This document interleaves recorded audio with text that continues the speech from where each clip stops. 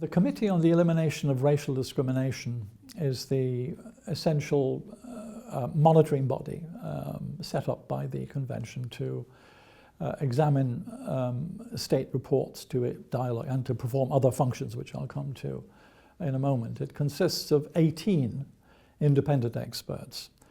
They're nominated by their governments, and they are elected by states' parties.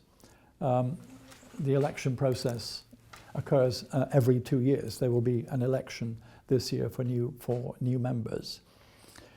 The committee is very jealous of its prerogatives in terms of protection of its members and protection of the independence of its members, most of all, and indeed has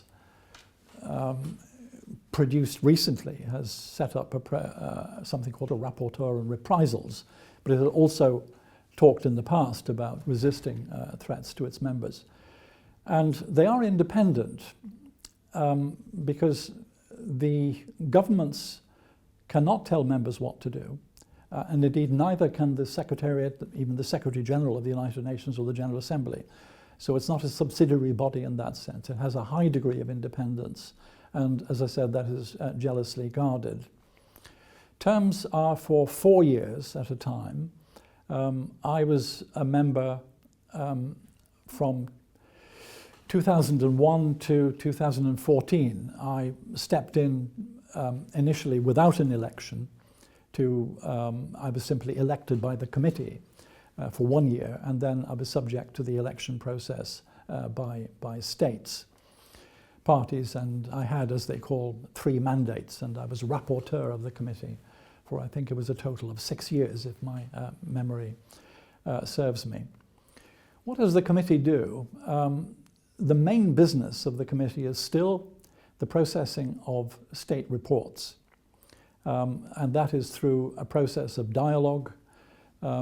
Typically today, the state delegation will visit in Geneva. It tends to be now completely located in Geneva, the dialogue process.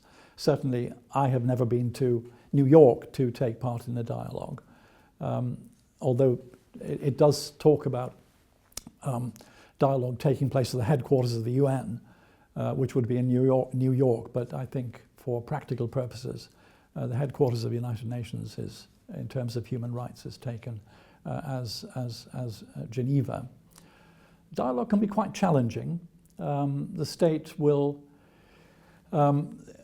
present its case. The dialogue these days will be preceded by a list of questions or a list of themes. The state will respond to that in detail. Members may ask any questions they want. There have been efforts to streamline this process, but members are free, because they are independent experts. They're free to ask questions in the way they want. It can be very challenging. At the end of that process, the committee will conclude, nowadays in private, and produce a set of concluding observations, recommendations to the state party. And there is also now a follow-up process that they will select certain recommendations that they want a response back from the state in perhaps in a year. Other questions perhaps may be more long-term. But that's just one of its functions. Another function the committee performs is it takes individual communications. Perhaps I can return to that later. It also issues, it deals with early warning and urgent action cases. It provides general recommendations or general comments to guide states in their understanding of the convention. So it has a fairly comprehensive set of instruments at its disposal in terms of procedures. But I think the workhorse is still the reporting procedure, which can be, as I say, extensive, challenging, and looks at the position of the state as a whole, which is very important, and it's conceived by the committee as a constructive dialogue. In other words, there is an assumption of partnership between the state the reporting state and the committee in the question of furthering the aims of the convention. So it's not a hostile procedure, at least it ought not to be, and it's conducted, I think, in a rather respectful manner, assuming that we are partners in the development of human rights.